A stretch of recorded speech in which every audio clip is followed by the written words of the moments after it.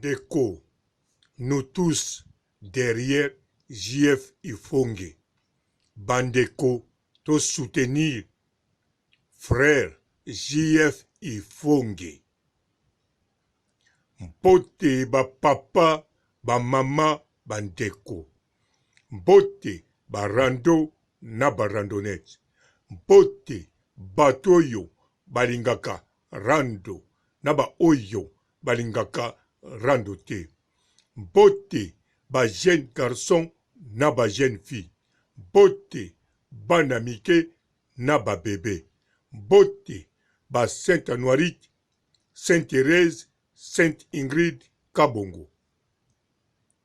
Bandeko, faut soutenir frère JF Ifongue. Internet ezali église te. Internet ezali internet. Frère JF Ifongue ayaka kopesa biso oyo esengeli pe tolandaka pe tosepelaka. Alors na moment oyo faut soutenir ye. Ko soutenir ye égal tozala contre Marc Tabouté.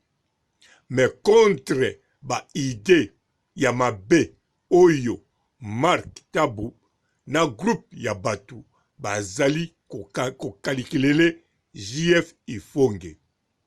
Marc Tabou nyonso azoloba na biso ezali maquillage, ezali déguisement, azo déguisé histoire réelle oyo ye azokende portele. Marc azokende portele frère JF Ifongue plainte. Soki ezalaki pona papa Taboulay. Papa Taboulay abota 40 bana ou bien plus. Alors bana nepe bayokaka mangala. Bana nepe baza na bambongo bazali. Bana nepe baza na bavoka na bango oyo bachargeaka na makambo na bango bazali. Mais soki Marc Tabou azokende bino moko bomoni azotia ba video ya batu ebele. Donc Marc Tabou azosangisa batu ba former équipe ya munene pona ko détruire JF Ifongue. Mais gloire à Dieu.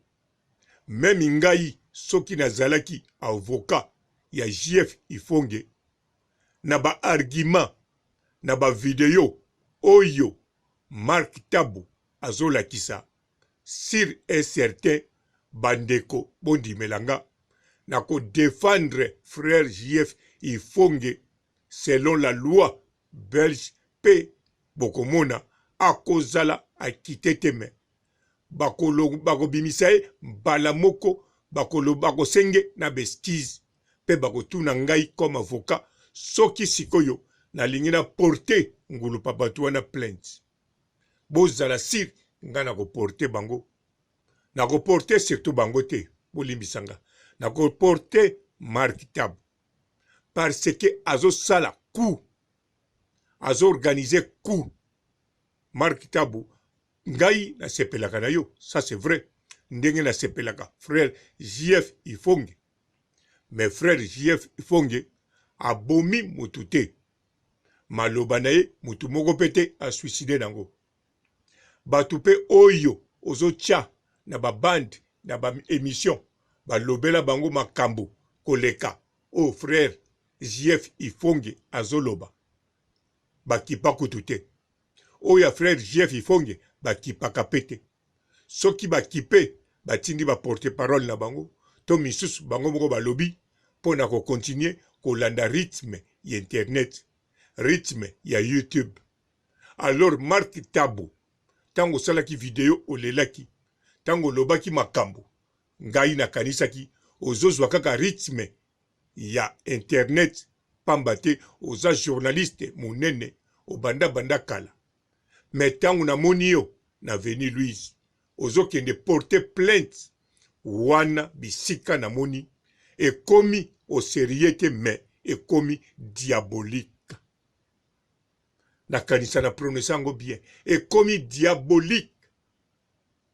Bolingi bo atteinte Ce qui babenga ngo bongo. Bo toucher frère JF Ifonge. Bo toucher internet. Bo toucher ba biso ba oyo to landaka ye. Ba biso ba oyo to yokaka ye. Ezala makambo mususu. Biso pe to sepelaka nango te. Mais tozani na besoin azala wana. Surtout nga alobaka pe ndenge akoloba munoko eza ya ye. Vision eza ya ye. Yende mutu azomona na musala oya ye. Ndenge yo Mark Tabu na musala no ya ki journaliste ndenge pe omonaka makambo. Ye pe na musala na ye ya musali ya nzambe ya frère évangéliste azomona makambo na ndenge na ye. Biso batu tolandaka ye esengeli tondima te, tosilika te, mais eza teke tokende na ye na justice parce que abomi mutu te. Et puis ntango asalaka ba émission na ye, ba j'aime ezalaka ebele, ba view ezalaka ebele. Seke azosala mosala oyo bato ebele bazosepela. Bato ebele bazotia ye ba j'aime po alobi likambo oyo bango balingaki bayoka. Yango wana Mark Tabu oyo azosala eza diabolique. Biso nyonso foto zala sima ya nani frère JF Ifonge.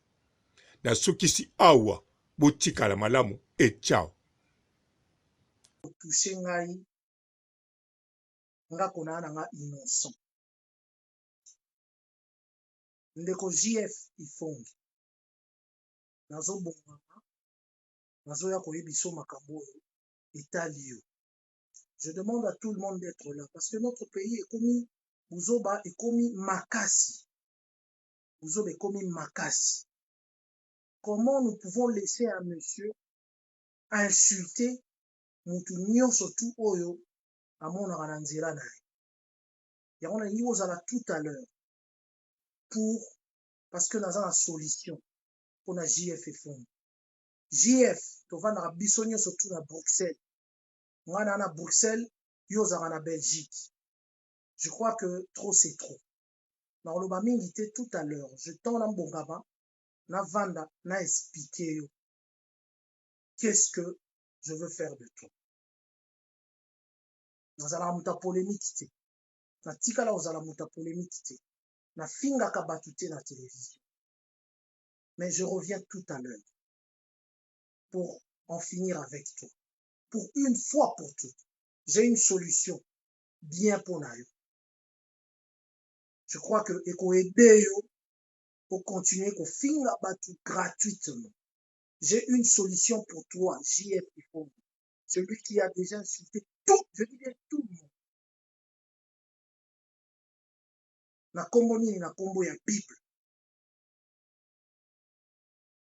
Il parvient à m'insulter, fils du diable,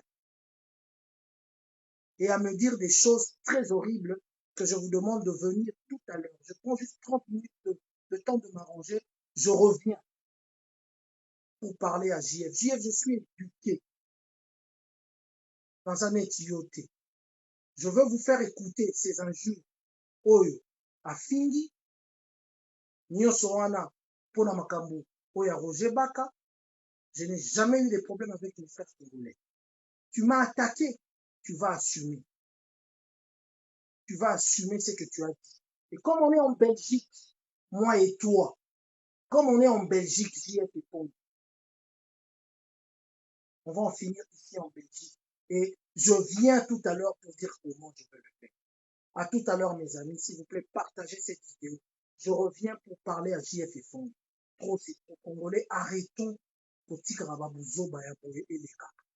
viendrai vous faire écouter les injures qu'il a proférées contre moi, contre mon défunt père, contre papa Nangai, contre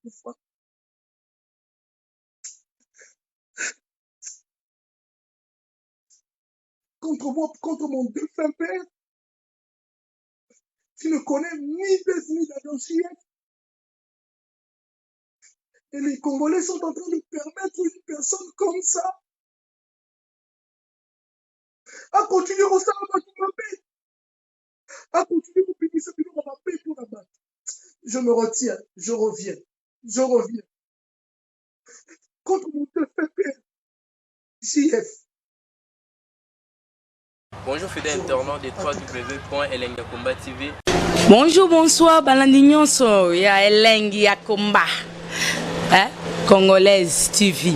Belé, partout dans le monde, partout où vous êtes, partout où vous êtes, Elengi ya Komba TV, vraiment. Bonjour, bonsoir, na abonné bafa nyonso ya Elengi ya Komba Congolais TV. Bonjour à mon boss, on a appelé ça vraiment un pandi. Bonjour à mon boss, JP Kiama. Je salue mon boss Balobi, boss des boss Babi, JP Kiama.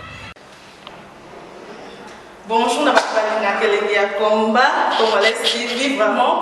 Ngamo na zana, chaîne de chaque toko, ya boss na JP Kiama, ta ay boss des boss ya ni ya danger. Donc on va s'entendre la zaki. Ya boss na biso JP Kiama, nzambe na ngai. Ba boss bazali ba boss bazali.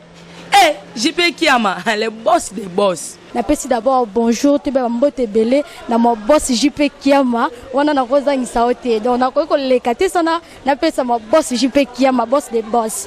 Belé, partout dans le monde, partout où vous êtes, partout où vous êtes, Elengi ya Komba TV, vraiment. Bonjour, bonsoir, na abonné bafa nyonso ya Elengi ya Komba Congolais TV. Bonjour à mon boss, on a appelé ça vraiment un pandi. Bonjour à mon boss, JP Kiama. Je salue mon boss Balobi, boss des boss Babi, JP Kiama. Bonjour, na Elengi ya Komba Congolais TV, vraiment. Ngamo na zana, chaîne de chaque toko, ya boss na JP Kiama, ta ay boss des boss ya ni ya danger. Donc on va s'entendre la zaki. Ya boss na biso JP Kiama, nzambe na ngai. Ba boss bazali ba boss bazali. JP Kiama, le boss des boss. Napesi d'abord bonjour, tu be mbote belé na mon boss JP Kiama, wana na kozangisa ote. Donc na ko lekate sana, napesa mon boss JP Kiama, boss des boss.